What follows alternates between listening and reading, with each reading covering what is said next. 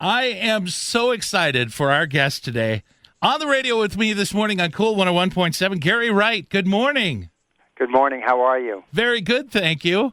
Boy, you do it all. You do music, and you write, you do a book. You've got your new book out called Dreamweaver. Several of my close friends had told me, over the years, they said, you've had so many rich experiences in your life, and you've met some great people and played on some amazing records. Why don't you write a book? And I said, yeah, but I'm not an author. That's not really my thing. And then I started to think a bit about it, and I thought, well, if I wrote all the lyrics to my songs, it's really the same kind of creative process. I bet I could do it. And I started to write and put a proposal together and got a publishing deal, and they said, no, we want you to write it. We don't want to bring in a ghostwriter. So I was actually thrilled to actually be able to have been given an opportunity to write a book and write the book that I wanted to write, not that somebody else told me, that when you should do this or do that. Let's just kind of touch on everything here so that we can tease what's in the book.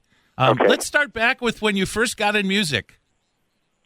Well, when I first got into music, it was really when I left school after having studied psychology, postgraduate work in psychology in Berlin, Germany. Uh-huh. I had always been involved kind of one way or another in music. As a child, I was on Broadway in a show called Fanny, which was a big musical. Okay. And I was in the show with Florence Henderson. She played my mother in the show, and I'd listen to early rock and roll on the radio while I was, in my dressing room, and became, really hooked on it. And when I was in college and high school, I played in bands, but I never really thought of being serious about pursuing a career in music, because at the time I didn't think you could make money and a livelihood. Okay. So when I left my studies in Berlin, I decided to do something that I wanted to really try at, and that was put a band together and tour around Europe, and that's exactly what I did. And I was in Oslo, Norway, opening for Traffic, their very first concert. And the president of the record company, Chris Blackwell, saw me perform and asked me to come back to England because he had a group of 4 other people that he wanted to put together, and I came up with the name Spooky Tooth. And that's where my career really started with Island Records in 1967. And you rubbed elbows with some big people. I did. And then later on, I became friendly with Klaus Voormann, who played on my first solo album. And he called me one day when I was in the studio producing an artist and said, I'm in the studio with George Harrison, and Phil Spector is producing his first solo album. They need another keyboard player. Can you come over now and play? And I said, absolutely, I'll be right there. And wow. I got in my car, drove to Abbey Road, and walked in the studio, and there was George and Ringo and Eric Clapton and Billy Preston and God knows who else.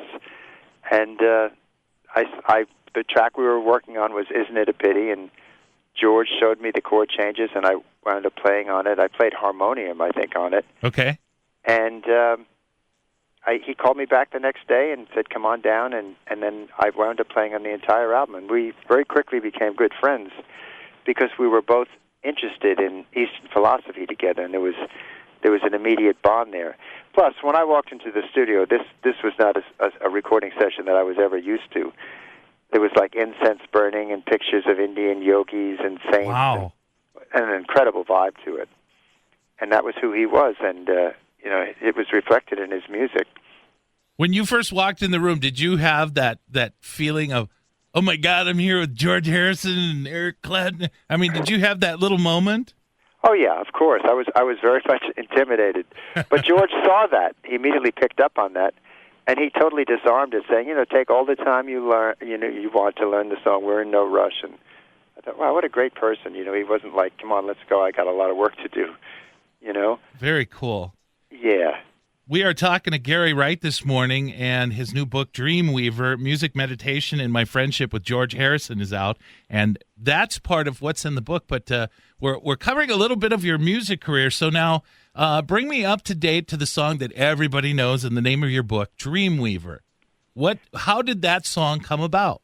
Well, it came about, George had invited me to come to India with him in 1974, and as a means of kind of introducing me to the philosophy and culture of India, he gave me these several books to read.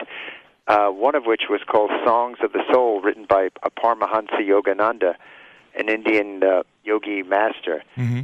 And I was reading through one of the poems one night, and I came across a passage which read, "When at night my mind weaves dreams with threads of sacred memories, on that magic cloth do I emboss the words God, God, God." And I looked at that passage again and again, and I took out my writing journal, and I wrote down the words Dreamweaver.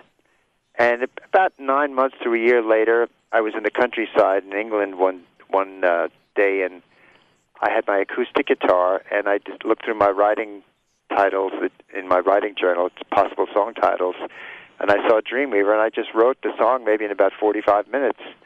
Never thought it would be any huge hit or anything like that. As a matter of fact, it was the very last song that I put on the album. It was between that and one other song, and I was in the studio with two of the musicians who played on the album, David Foster and Jim Keltner, and played them both the two songs. And I asked David, I said, which of these two do you think we should put on the album? And both him and Jim said Dreamweaver. I said, okay, great. And David helped change the feel around a little bit, and still didn't think it was going to be a big single or anything like that. And I put all these electronic sounds on it, thinking, I could get creative as I wanted to on this track. Right.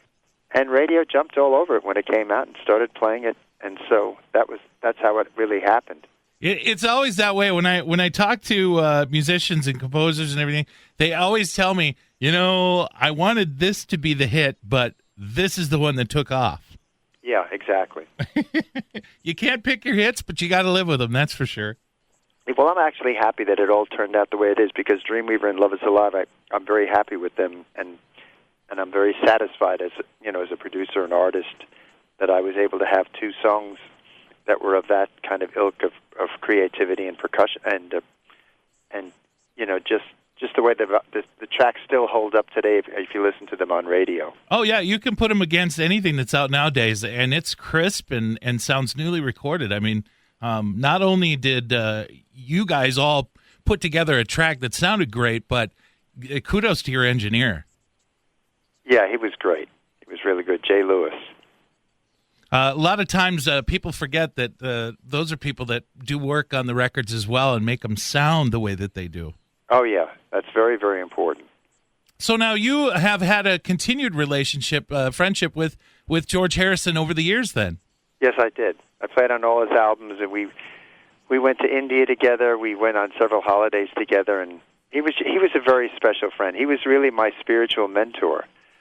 And, I feel very honored that I was able to have had a friend like him, in this lifetime, because he was special. There was nobody else that was anything like him. People always said, "Oh, he was the quiet Beatle," but he really wasn't. George was a very intense but an incredibly creative person, and everything he did in his garden and decorating his home and just everything. He was super creative and had a great sense of humor as well. People always said to me, George wasn't the quiet one, he was the smart one. He knew when to speak and what to say. Yeah, that's true. I really, really enjoyed George's last record, a lot of it due to his son, Donnie. Do you maintain a relationship with him, too? Oh, yeah. Yeah, Danny and I speak every now and then. He's a great guitar player. I didn't realize that he was so good as well. Oh, yeah. The genes are in the family, Danny's great. He looks so much like George. It's really uncanny. I got to say that too. I saw a picture of him. He had his hair shorter, almost like a Beatle cut, and I doubted that I thought that maybe they had screwed up a picture of George when he was younger. Yeah. Amazing. Yeah. So now your song Dreamweaver has actually had a life on its own as well. I remember seeing it in a Mike Myers bit for Wayne's World. Yeah. Yes. Wayne's World, The People versus Larry Flint. Yep. Toy Story 3. Yeah, it's been in a bunch of Glee, and a whole bunch of movies and television programs. Love Is Alive as well. Yes. How does that feel when your music comes back and finds new life? Oh, it feels great. It feels really good because it's kind of like a timeless thread that runs through the music business. I feel really thankful. That those songs were not just hits, but they became classic hits, which is, they have longevity to them, which I'm really, really very deeply grateful for, that I was able to, have that blessing in this life. We're talking to Gary Wright this morning. His new book, Dreamweaver, Music Meditation and My Friendship with George Harrison, is out. And we're covering different memoirs that are also, you feature other memoirs in the book, which I don't want to give away, so people will buy the book. But let me ask you this. I'm kind of putting you on the spot. You've had a long career, even though you mentioned only 2 songs. I think you've had a lot more to your career than just those 2 songs. But if you could go back and relive any moment in your career, what would you pick? Oh, that's hard. But one of the obvious ones was when Dreamweaver had been already number 1 in the charts, and Love Is Alive was like number 2, and I was doing a tour with Yes and Peter Frampton of these huge baseball arena type venues, and we were playing at JFK and RFK studios in Philadelphia and DC to 125,000 people. Wow. Yeah, that was a real highlight. Just to be on stage singing Dreamweaver to all those people, was just an incredible rush. That's a great memory. Yeah, it really was. Well, I really, really appreciate your time this morning. Again, Dreamweaver, the book, Music Meditation and My Friendship with George Harrison. Gary Wright on the phone with us this morning. I not only have I admired your music, I'm a closet guitarist and a keyboardist, and I just really, really enjoy your music more than just those 2 songs, even though Love Is Alive is my favorite. Yeah, you're a musician. Yeah, most musicians do like that song. I guess it's the riff. I do enjoy the riff. I you know what though? There's more going on than just the riff, and I think that's the part that I hear. Yeah. The riff keeps it going, but I really enjoy what fills it in. Yeah, that was a lot of fun making that record. It was very kind of timely, because I didn't consciously say, okay, now I'm going to do an album that's just going to have keyboards on it. As I was writing the album, that's all I had to work with. And when I finished writing the songs, I listened to them and I thought, this really sounds complete as it is. I don't really need to put any guitars on this. Yeah. And that actually worked to my advantage because radio jumped all over that concept and said, there's no guitars on this record, So that was fun. It was a fun time. And you kind of laid the groundwork for a lot of 80s music that came out that didn't feature any guitars either. Yeah, that and keyboard bass. Yeah. Nobody had really done that before to the degree I did it. And I also was the first all-keyboard touring band.